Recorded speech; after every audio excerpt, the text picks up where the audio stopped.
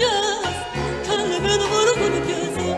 Ay aman, ay aman, ne yamansan, sana heyran olmuşam.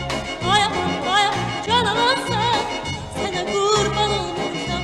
Kara göz, ala göz, göy göz güzelim, Azerbaycan